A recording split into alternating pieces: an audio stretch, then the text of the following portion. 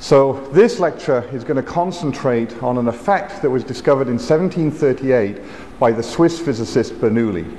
And what he did was he applied conservation of energy to the flow of fluids and gave us a law that not only gives us some fun demos that we'll see in a minute, but is also the physics behind powered flight, and what allows us to travel between continents in less than a day at the moment. So we'll first of all have a look on the computer as to how conservation of energy gives us Bernoulli's law. So the principle that we're going to apply here to this fluid flow is going to be conservation of energy.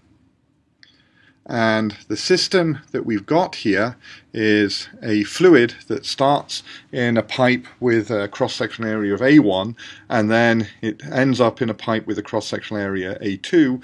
The pressure in the fluid has changed between these 2 points, and the velocity of the fluid has changed between these 2 points. So we're going to have a change in the kinetic energy, and then also we've got a change in the height, so we're going to have a change in the gravitational potential energy. And for conservation of energy, of course, we want that the work done is equal to the change in energy. So here we have a pressure that's pushing liquid into the system, and so that pressure is going to correspond to a force that's moving, so it's doing work, and then the liquid that's leaving the system is also pushing this pressure, now pushing it out, so this fluid that leaves is also doing work, and so here we're going to have work leaving the system. So since we've got this initial condition and this final condition, and we don't care what goes on in between, what we can do is we can look at the different quantities that are relevant to the energy. So first, let's look at the work done. Well, the force that's acting here is P1 times A1, because pressure is a force per unit area, so this is our force. And then the distance that this moves in the direction of the force is just going to be V1, and this is the distance moved per second, so we're now going to have to say the work done per second pushing fluid into the system. So this is going to be P1 A1, which is the force, multiplied by V1, which is the distance moved per second. So here we're going to have P2 times A2, because that's the force, and then we multiply that by V2, because that's the distance moved per second. Okay, so next we're going to look at the gravitational potential energy. Now, for this, what we need is we need the mass times the gravitational field strength times the height. So the mass we're going to have to get from the density of the fluid. So we're going to say that we have a density ρ1 here and a density ρ2 at this point. Now, when we come to do the calculation, we have to look at the volume that enters per second, because we're doing all this for the fluid that enters per second and then the fluid that we leave per second. So the gravitational potential energy that's coming into the system each second is going to be ρ1, because that's the density, times A1 V1, because this is the volume, right? And then this is the mass. So that's the mass of fluid coming into the second in per second, and then we multiply this by GH1 to get the gravitational potential energy per second. So coming over to this second point now, we have ρ2 times A2V2. So remember, this is the volume and this is the mass, because we multiplied it by the density, and then we multiply this by G times H2. So we're assuming the gravitational field is constant throughout.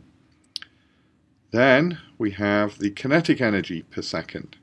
Well, again, we want the mass, so this is ρ1 A1 V1, and then we do a half times the mass times the velocity squared. So this is V1 squared. So this term here is going to have a V1 cubed term.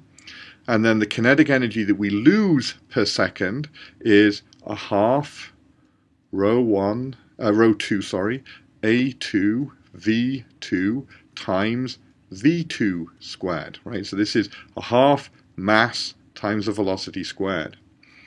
So now what we want to do is we want to look at the work done the work done per second is given by the difference between these two, and this must be equal to the energy gained per second by the system, and so this will be the change in the gravitational potential energy per second plus the change in the kinetic energy per second. So one other thing, though, that can simplify this is if you noticed here, we've got lots of A1s and V1s and A2s and V2s, and we've also got different densities, rho 1 and rho 2. So what we're going to do is we're going to make a simplifying assumption. And so the assumption that we're going to make there is that the fluid that we're looking at here is incompressible.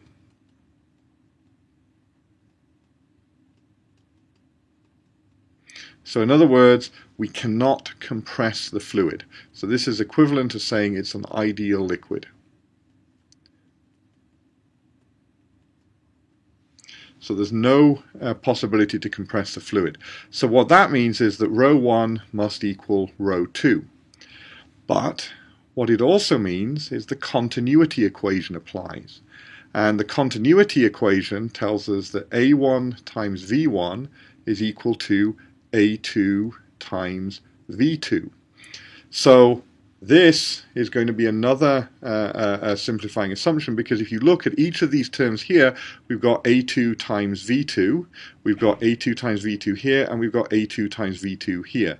So we can replace all of these terms with an A1 times a V1 using the continuity equation. So let's put this all together into a single equation. Okay, so when we put all this together, what we're going to do is we're going to have the work done on the system. Well, the work done on the system is going to be P1 A1 V1, because remember that was the work done by the pressure per second coming into the system, and that we have to take off the work done by the fluid per second leaving the system, which was P2 A2 V2. And that is going to be equal to the change in energy of the system per second.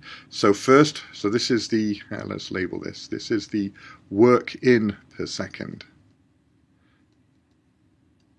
So the net work in, I should say. So the net work done on the system per second.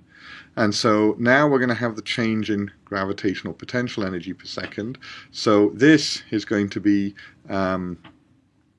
the difference between the initial and final gravitational potential energies. So this is simply rho, because we're going to use a common density now because we're assuming incompressible fluid. So rho A2 V2 times G H2, and we subtract off that rho A1 V1 G H1.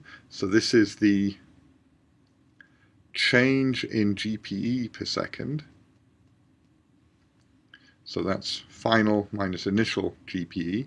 And then we have to add on the change in kinetic energy per second.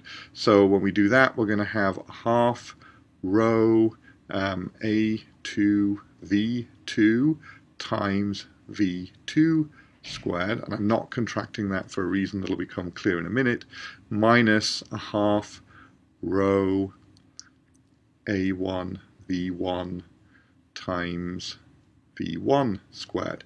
And this is our change in kinetic energy per second. So this is our energy conservation statement. But remember, we had from our continuity equation that A1 V1 was equal to A2 V2. So I've got an A1 V1 here, I've got an A2 V2 here, an A1 V1 here, an A2 V2 here, an A2 V2 here, and an A1 V1 here, and these are all the same terms, and so I can cancel all of them. So all of these terms here cancel because they have exactly the same value and they occur in every single term in the equation. So now what I'm going to do is I'm going to collect all the terms regarding point 1 on this side of the equation, on the left-hand side, and all the terms regarding point 2, the final point, on the right-hand side. So what do we get? Well, what we have is we have that P1, right, plus rho g h1 plus, and then a half rho, and then here we have v1 squared, is going to be equal to P2 plus rho gh2 plus a half rho v2 squared. So if we look at this, we haven't said anything about where point 1 or where point 2 is in the system. And so Bernoulli's principle, or Bernoulli's equation if you like, is that the pressure plus the density times the gravitational field times the height plus a half the density times the velocity squared is equal to a constant. And this is true for any point in a system with fluid flow in it, that the pressure plus rho gh plus a half rho v squared is going to have the same value wherever you are in the system.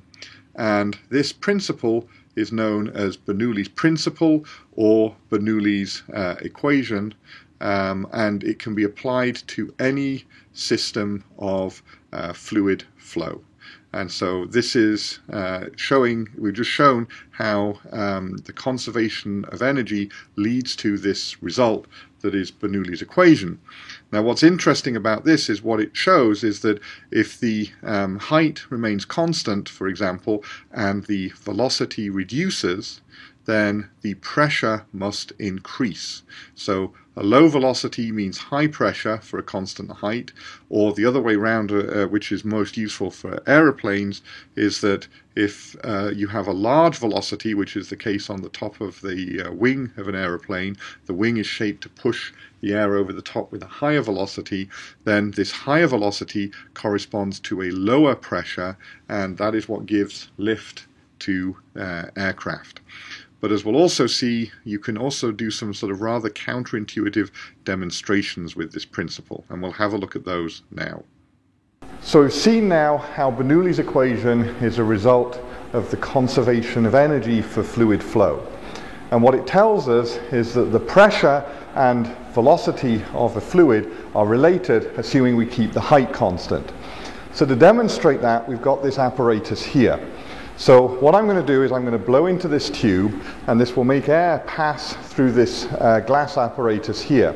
Now when it does that, here you've got a large tube, and here you've got a large tube, so the velocity of the air there will be small, but in this narrow constrained space here, the air velocity will have to increase to satisfy the continuity equation. Now, since all of this is occurring at the same height, what Bernoulli's equation tells us is that the pressure will drop when the velocity increases. And so what we should see here is that the pressure will be measured by these water levels here shown in blue. And what will happen is when the pressure drops at this point, this water level will move up, and here on either side, where the pressure will remain high, the water levels will drop slightly. So let's go and give it a try.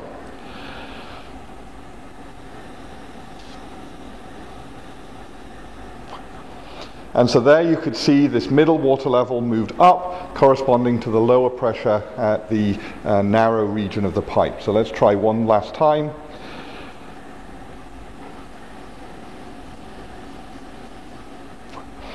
And so that's one aspect of Bernoulli's equation.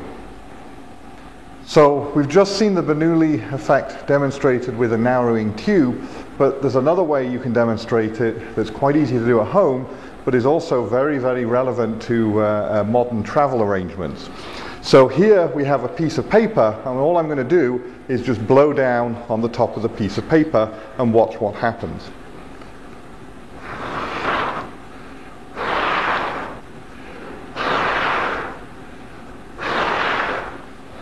And what you can see is, although I'm blowing down on the top of the paper is lifting, And that's due to the fact that the air moving over the top surface of the paper has a lower pressure than the air that's stationary underneath the pressure, and it causes it to lift.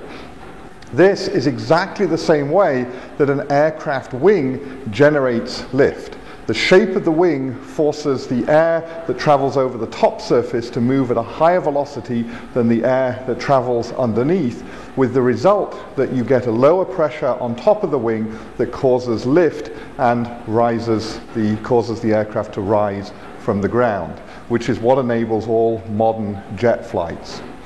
Now, we can actually go a little bit further and show you another fun demo using a leaf blower and a funnel. Okay, so what I've got here is a tube that's attached to a leaf blower. And when I turn the leaf blower on, you won't be able to hear what I'm saying because it makes a lot of noise. So we'll do the explanation first.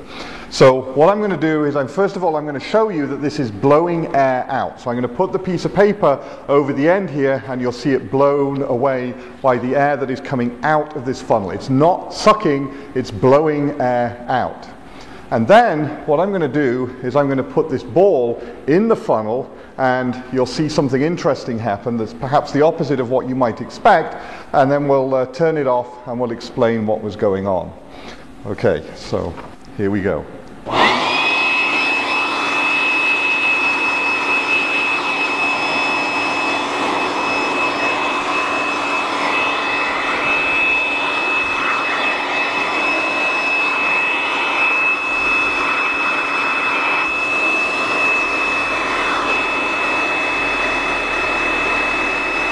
Turn it off. So what we saw there was the Bernoulli effect, causing the air past, as the ball goes into this funnel, it leaves a very narrow gap around between the edge of the ball and the funnel, which causes the air to come out with a very large velocity. And by the Bernoulli effect, that means that it has a very low pressure, so low that it actually sucks the ball up into the funnel, as you saw. And so that's a demonstration of the Bernoulli effect doing, in fact, the opposite of what you might expect, where here it's sucking the ball into the funnel despite the fact that air is blowing out of the funnel. So another effect that Bernoulli's equation gives us was actually discovered before Bernoulli's law was known by an Italian physicist called Torricelli. And what he did was he found a law that related the exit velocity of a small hole in the side of a large vessel of water. So if you have a large tank with a small hole in it, he discovered that the speed that the water leaves that tank is the same as if it had fallen from the surface level of the water in that tank. And so next, we're going to have a look at a little demo that will show that happen. So before we look at the demonstration, let's first have a look at how Torricelli's law comes from Bernoulli's equation. So what we have here is a very large tank of water with a small hole where the water can run out. And so what Bernoulli's equation tells us is that the pressure plus rho gh plus a half rho v squared is equal to a constant. And so what we want to do is apply this at 2 points in this system. So the first point we're going to pick here is point 1, is the top surface of the tank. And the second point we're going to choose is point 2 here, which is the output spigot where the water's flowing out. So if we look at these two systems, right, we're going to need the pressure and the velocity and the height of these systems. Well, we're going to take the height of this as 0 and then the height of the level as h, and the other number we need is we need the velocity. Well, the velocity that the water leaves the tank with is what we want to calculate, so we'll call that v. And so then the question is, what's the velocity here? In other words, how fast is this water level receding into the tank? Well, if we make the assumption that this is an incredibly large tank, say for example a reservoir, and that this is a small pipe, so what that will mean is that the volume of water coming out here is going to have almost no effect on the level here, and so the velocity of the water at the surface is going to be approximately zero because the tank is so much larger than the hole at which it's flowing out from. So it's not going to be exactly zero, but we can assume that it's going to be very close to zero. And in fact, in the case of the reservoir, it may well be zero because the water may be flowing into the reservoir from a stream as fast as the water is leaving from this spigot here. So the level may actually be zero in that sort of case. So what have we got? Well, the pressure at point 1 is just atmospheric because it's open to the atmosphere. So that's atmospheric pressure. And then we have the density of the water, well, that's rho, and then we have g for the gravitational field, and then it's at a height h, so we have h, and then we have a half rho, and then times 0 squared because it's stationary, right? So this is the surface, this is the tank surface.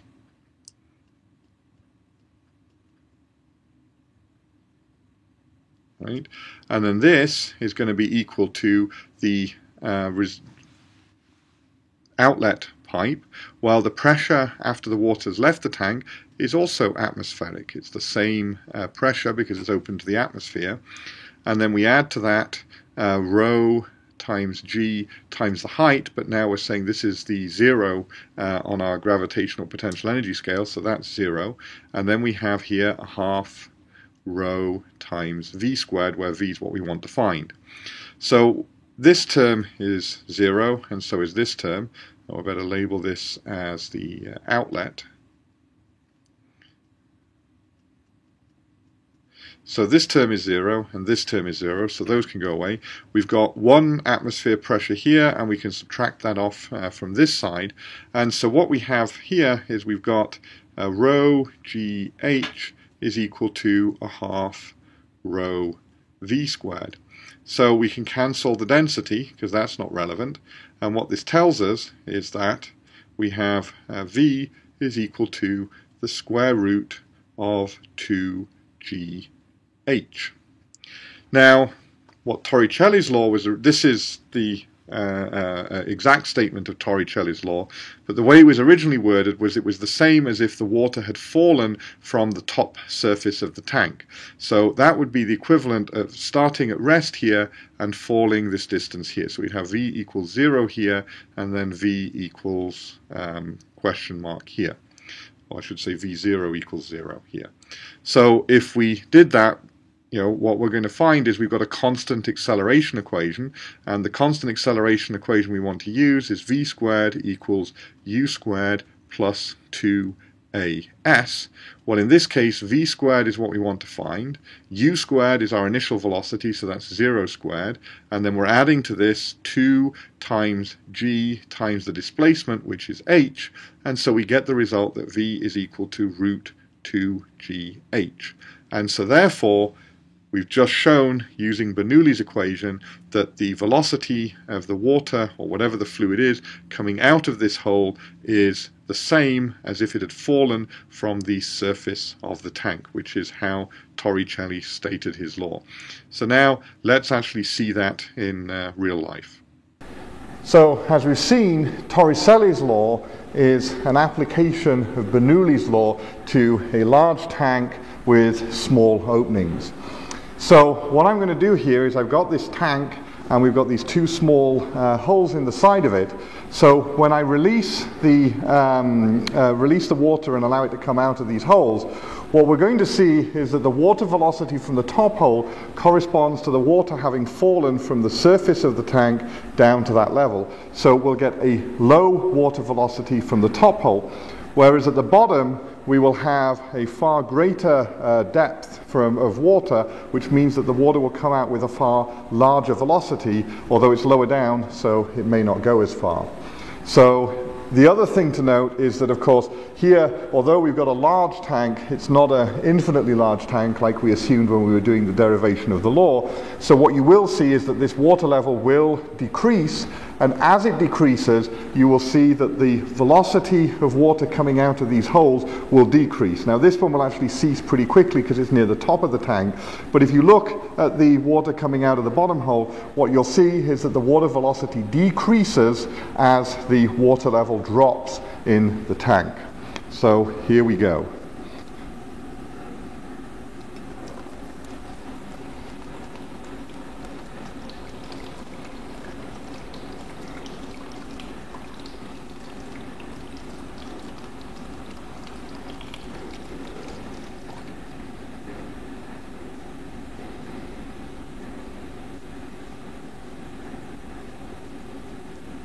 Now if you look carefully, you'll see the bottom jet now decreasing in velocity as the water level goes down.